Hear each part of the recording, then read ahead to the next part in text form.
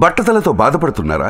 ఆధునితనమైన పద్ధతిలో hair transplantation చేయబడును. Face clinic, Hyderabad. నమస్తే రమగారు. నమస్తే జయ. ముకుంద జ్యువెలర్స్ తెలంగాణలో మొట్టమొదటి ఫ్యాక్టరీ అవుట్లెట్ మన కొత్తపేటలో ఫిబ్రవరి 14న గొప్ప శుభారంభం. రమగారు, అత్తా కోడళ్ళ గురించి ఏదైనా మంచి కథ చెప్తారా? అత్తాకోడళ్ళ తగాదాలు ప్రపంచ ప్రసిద్ధి. రోజులు మారాయండి. మరేంటవా జయ? ఖచ్చితంగా మారాయి రమగారు. నువ్వు భలే ధైర్యాన్ని ఇస్తున్నావు జయ. నాకు నిజంగా మారాయి. కోడళ్ళు రాబోతున్నారడా? లేదు, మీరు ఫ్రెండ్లీ అత్తగారు రమగారు. నేను చాలా ఫ్రెండ్లీ జయ. 100%. కానీ నిజంగా రోజులు మారాయండి. ఒకప్పటితో కంపేర్ చేసుకుంటే మనం చాలా తక్కువ వింటున్నాం. అంతే అంటమ్మా. ఫ్రెండ్స్గా ఉండే నేచర్ని మనం చూస్తున్నామండి. కోడలతో అత్తగారు, అత్తతో కోడలు కూడా సేమ్. అదే హోప్ సో. పూర్వం ఒక రంగాపురం అనే ఊళ్ళో రాజమ్మ అని ఒక ఆవిడ ఉండేదట. ఆవిడ గంప గయ్యాళి. ఆవిడకు ఒక కొడుకున్నాడు వీరయ్య. భర్త లేడు. వీరయ్య కొంచెం మెతకవాడు. ఈవిడ నోటికి జడిసి ఆ అబ్బాయికి ఎవ్వరూ పిల్లనివ్వలేదుట. ఎన్ని పెళ్లి సంబంధాలు వచ్చినా 2 వాక్యాలు మాట్లాడంగానే వాళ్ళకి అర్థమైంది ఈవిడేంటి కొంచెం లౌడ్గా ఉండటం. లౌడ్ చాలామంది ఉంటారు, గట్టి గట్టిగా మాట్లాడేస్తారు. అవి నాకు భయం వేస్తుందమ్మో, చాలా లౌడ్ అని. ధోరణిగా మాట్లాడడం. ఆ ధోరణిలో తగ్గించుకోకపోతే మా అబ్బాయిలకి పిల్లల్నివ్వరు. జాగ్రత్తగా ఉండాలి. జాగ్రత్తగా ఉండాలి. నాకు లేదు రమగారు టెన్షన్. మేము లౌడ్ కాదు. అయితే అదే కాకుండా చుట్టుపక్కల వాకప్ చేయగానే అమ్మో ఇది గంపకయ్యాలి, దీని చేతికి ఇంకేమన్నా పిల్లని చంపేస్తుంది అలా చెప్పేవాళ్ళు. క్రమంగా పెళ్లి సంబంధమే రావడం మానేసింది. అయ్యో, ఆయన 22వ ఏటో 23వ ఏటో మొదలుపెట్టారు. ఆ వీరయ్యకి 30 దగ్గర పడుతున్నా సంబంధాలు కుదరల. అయితే ఏమైంది, ఒకనాడు ఇతను ఏదో పక్క ఊళ్ళో ఏదో గేదెల బేరం కోసం వెళ్ళి ఆ ఊళ్ళో చెరువు గట్టున మంచినీళ్ళు తెస్తున్న ఒక అందగత్తెని చూసి ఎంతో బాగుందని ఎవరినో కనుక్కున్నాడు. మీ వాళ్ళేనోయ్ అన్నారు. ఇతను వాళ్ళ ఇంటికి పోయాడు. మీ అమ్మాయిని నాకు ఇచ్చి పెళ్లి చేయండి అని అడిగాడు. అడిగేసరికల్లా ఆ పిల్లని లోపలికి మజ్జిగ దేమ్మా అని లోపలికి పంపించి వాళ్ళ నాన్న చెప్పాడు, బాబు మీకు తెలుసో తెలీదు అనండి, మా పిల్ల బ్రహ్మరాక్షసి. మా ఈ ఊళ్ళో అది పొట్టాడని వాళ్ళు అది తిట్టని వాళ్ళు ఎవ్వరూ లేరండి, ఆలోచించుకుని చేసుకోండి శభాష్ అనేసరికల్లా ఇతనికి పిల్లేమో నచ్చింది. గయ్యాళమ్మ అలవాటే వాడికి. తెలుసా వాడికి వాళ్ళ అమ్మ గయ్యా? తెలుసు. తెలియకేందుకు, తల్లుల గయ్యాళితనం పిల్లలకి తెలియకుండా ఎందుకు ఉంటుంది? వాళ్ళ అమ్మ కాబట్టి భరిస్తారు, యాక్సెప్ట్ చేసేస్తారు కదా రమ్మగారు. ఆడపిల్లలైనా మగపిల్లలైనా తమ తల్లుల లౌడ్నెస్ని ఒప్పుకుంటారు వాళ్ళు. అలవాటు అంతే. ఇంకా కసిరేస్తూ ఉంటారు. తల్లి మీద ప్రేమ ఉంటుంది కదా జయ, తల్లులతో సన్నికర్ష ఉంటుంది. అయినా గయ్యాళి వాళ్ళు పిల్లల్ని కసురుతారు కానీ మరీ అంత గయ్యాళిగా ఉండరు, బయట వాళ్ళతో ఎక్కువ ఉంటారు. అక్కడి నుంచి ఏమైంది, ఇతను పెళ్లి చేసుకుంటానన్నాడు. పర్వాలేదు పెళ్లి చేసేయండి, మీ ఊరు పురోహితుడిని పిలవండి అంటే సరే ఏం చేశారు, సాయంకాలం మంచి ముహూర్తం ఉందని ఇంకా అమ్మలేదు ఏం లేదు, పెళ్లి చేసుకున్నాడు. చేసేసుకుని ఆ పిల్లని తీసుకొచ్చాడు. ఆ పిల్ల పేరు ఇందిర. తీసుకొచ్చేసరికల్లా ఆవిడ ముందు నిర్ఘాంతపోయింది. ఎవరెవరా ఇంత పని చేస్తావా అంది. కానీ తర్వాత ఏమనుకుంది, పిల్ల అయితే చక్కని చుక్క, ఎక్కడా సంబంధాలు రావట్లేదు, ఫోన్లే పిల్లాడి పెళ్లి కావద్దు, సరేలే అని ఊరుకుంది. 1 నెల రోజుల పాటు కోడల్ని బాగా ముద్దుగా చూసుకుంది. ఆ అమ్మాయి కూడా వాళ్ళ అమ్మ నాన్న చెప్పి పంపించారు, అణిగి మణిగి పడుండవే, ఇప్పుడే పెళ్ళయింది నీకు, లేకపోతే పెళ్లి కూడా అవ్వదు, నీ పేరు తెలిసి ఎవరు రావడం లేదు అని అమ్మ నాన్న కొంచెం నచ్చ చెప్పారు. ఈ అమ్మాయి 1 నెల రోజులు ఆగింది. ఆ తర్వాత అంటే చిరాకులు పరాకులు బిసుకులు కసుకులు నానా గందరగోళం. అత్త కోడళ్ళు. ఇతను ఎక్కడికైనా వెళ్ళి ఇంటికి వస్తే వంట అయ్యేది కాదు. మీ అమ్మతో పెట్టించుకోమనేది ఆవిడే. నీ పెళ్ళం ఏం చేస్తుంది, కూర తీసుకొచ్చావు కదా అంటుంది ఈవిడే. కొట్టుకు చచ్చిపోయేవాళ్ళు. ఈ సందట్లో ఇతనికి అన్నం పెట్టేవాళ్ళు కాదు. ఈ అమ్మాయి పొయ్యి మీద బియ్యం పెట్టి అవతలకి వెళ్తే ఆవిడ మాడినా దింపేది కాదు. ఆవిడ కూరేసి యువతలకు వస్తే అది తగలడిపోయినా ఈ అమ్మాయి మాట్లాడేది కాదు. ఇలా చేసేవాళ్ళు. తిండి దొరికేది కాదు, విసుగు పుట్టిపోయేది. కానీ అతను సహజంగా మెతకవాడు అవటంతో వాళ్ళిద్దరూ ఏం చెప్పినా ఏం మాట్లాడినా గొడవకి దారి దిగన. మా అమ్మతో ఏమిటి ఇలా అన్నవట అంటే ఆవిడని అడిగేవాడు కాదు, దాని ఎందుకే అమ్మ అలా అన్నవట అని అమ్మని అడిగేవాడు కాదు. ఇద్దరు అలాగుండేవాళ్ళు. ఈ లోపల ఏమైంది, ఆ ఊరు పెదకామంది గారు అబ్బాయి పాము వాత పడిపోయాడు.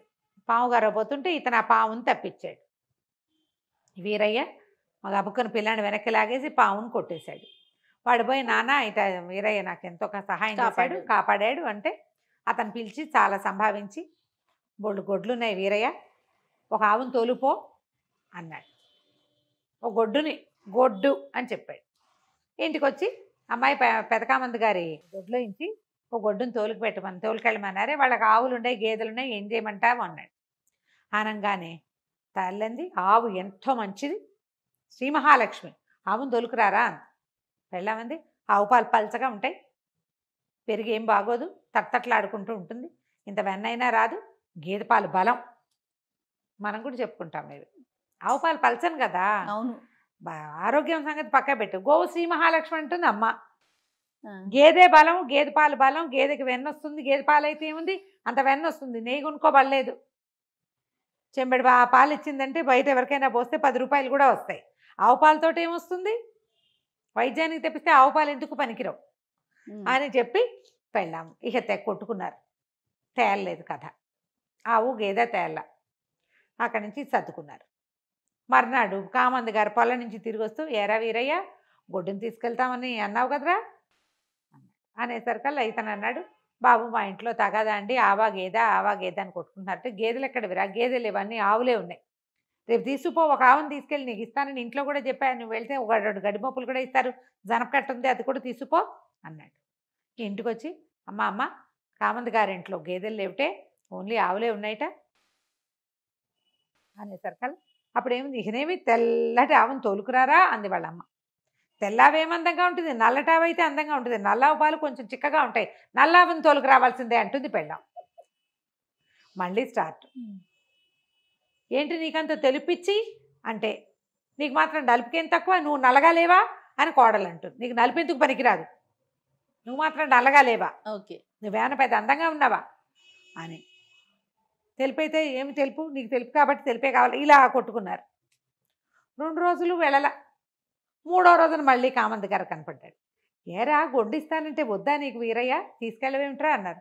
అనేసరికల్లా బాబు ఏం చేయనండి, మా ఇంట్లో చాలా తగదా అండి, వాళ్ళిద్దరూ తెక్కొట్టుకుంటారు, మా అమ్మ అదంటుంది, మా ఆవిడ ఇదంటుంది, పడలేకపోతున్నాను, అత్తా కోడళ్ళ గోల, అందుకని ఇంకా తీసుకెళ్ళలేదండి అన్నాడు. అనేసరికల్లా ఆయన అన్నాడు, నాకు అత్తా కోడళ్ళ గోల తెలియదురా, 2 పెళ్ళాల గోల తెలుసు, నాకు 2 పెళ్ళాలు ఉండటం బట్టి వాళ్ళు అలాగే కొట్టుకుంటారా, వాళ్ళు ఒకళ్ళకొకళ్ళ శత్రువు, వాళ్ళకు ఒక బలమైన శత్రువు ఉన్నాడు అనుకో, వాళ్ళు చచ్చినట్టు ఉంటారు అంతే అన్నాడు. అనేసరికల్లా ఏం చేయమంటారు బాబు అన్నాడు. ఏముందిరా, వాళ్ళల్లో వాళ్ళకి తగాదాలు పెట్టకూడదు, ఇద్దరిని లైన్లో పెట్టాలి ఒకడివే అనగానే వేరే బాగా ఆలోచించుకున్నాడు. చెట్టు కింద కూర్చొని సాయంకాలం కామంది గారింటికి వెళ్ళి బోల్డ్ ఆవులు 100 ఆవులు, వాటిలలో ఒక మంచి కపిలని తీసుకుని వచ్చేసాడు.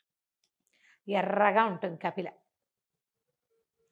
పాకెట్లోకి వచ్చిన ఆవును చూడగానే నిర్ఘాంతపోయారు వీళ్ళు అత్తాకోడలు. అవురవరా తెల్లటి ఆవును తోలుకోమంటే ఎర్రావును తెచ్చావేరా, నీ మొహం మండా అంది తల్లి. పెళ్ళామంది, బుద్ధి లేదు నీకు, మీ అమ్మలాగానే నువ్వు కూడా అంతే, చెప్పింది చెవినేసుకోవు అన్నది. ఆనంగానే ఏమీ లేదు, సర్రమని లేచాడు, తల్లి దగ్గరికి వెళ్ళే ముందు. నీకేమైనా బుద్ధి ఉందా, చిన్నవాళ్ళని శరణార్థాలు పెడతావేంటి, నా ఇష్టం, నేను ఏదో ఒకటి తెస్తా, నోరు కంట్రోల్ చేసుకో, పెద్దదాని వెయ్యవు, మర్యాదలు ఇచ్చిపుచ్చుకో, నువ్వు ఏమైనా బాగుపడతావా అంటోంది వాళ్ళమ్మ. తల్లి మాట వినని వాడు ఏం బాగుపడతావు, ఏం బాగుపడటం ఏంటి, ఏం మాట వినమంటావు, నోరు మూసుకుని ఇంట్లో కూర్చున్నావా, ఇంట్లో ఉండు, లేదా నీది నువ్వు కాచుకుని తాగు పక్కన అనగానే ఆవిడ నిర్ఘాంతపోయింది. ఎప్పుడైతే అత్తగారిని మొగుడు తిట్టాడో ఈ ఇందిర రెచ్చిపోయింది. అలా గడ్డిపెట్టు, అన్ని విషయాలకి తగుతున్న మారి ముసలమ్మ మూల కూర్చోకుండా వచ్చేస్తుంది ప్రతిదానికి, బాగా చెప్పావు ఆనంగానే ఎగురుకుని ఇటు తిరిగాడు. పళ్ళు రాలగొట్టేస్తాను, నేను ఆవును దేవాలో నువ్వు చెప్తావా, మగవాళ్ళ వ్యవహారంలో నీకెందుకు, పెళ్లి చేసుకున్నా ఇంట్లో వంట చేసావా కాపురం చేసావా అన్నట్టు ఉండాలి, అక్కర్లేని విషయాల్లో కనుక కలగ చేసుకున్నావంటే కాళ్ళు విరకొట్టి పొయ్యిలో పెట్టేస్తా అనగానే నిర్ఘాంతపోయింది. తల్లిని కొట్టినంత పనిచేసి ఇందిరిని నిజంగా కొట్టబోయాడు. వాళ్ళిద్దరూ నోరు చేసుకున్నారు, వాళ్ళకి అలవాట్లేదు వెనక్కి తగ్గటం, మాట విసిరారు, విసరంగానే ఇతని మీదకి వెళ్ళిపోయాడు. ఎప్పుడైతే నిజంగా కొట్టబోయాడో బిక్క చచ్చిపోయారు ఇద్దరు. నిశ్శబ్దంగా ఊరుకున్నారు. ఆవుకు పసుపు రాసి బొట్టు పెట్టండి, దొడ్లో తీసుకెళ్ళి కట్టేయండి, కాస్త గుర్తుపెట్టండి అనగానే వంతుల వారీగా చేశారు పనులు. ఆ తర్వాత నుంచి కొట్టుకోవడం మానేశారు. అతను ఉన్నంతసేపు కుక్కిన పేలలు ఏమిటి, అతను వెళ్ళాక ఇలాగ నన్ను చూసేవా అత్తయ్య, మీ వాడు ఏమన్నాడో అని కోడలు, ఏమిటో వీడు ఇలా తయారయ్యాడు అని అత్తగారు. వాళ్ళిద్దరు మాట్లాడుకున్నారు. ఒక బలమైన శత్రువు ఉంటే వీళ్ళిద్దరూ ఇక కొట్టుకోరు, ఆ శత్రువు అతనే, అతనే కంట్రోల్లో పెట్టుకున్నాడు. ఆ తర్వాత ఇంకా కొట్లాటలు లేవు, గయ్యాళితనాలు తగ్గిపోయినాయి. సాగుతూ ఉంటాయి కదా మా గయ్యాళి, అంతే కదా కదా. ఈ కథని ప్రతి అత్తగారు కోడలు వినాలి, ప్రతి కుమార్ రత్నము వినాలి. అంతే. వింటే ఈ గొడవలు తగ్గుతాయి. కథ కంచికి మనం వింటాం.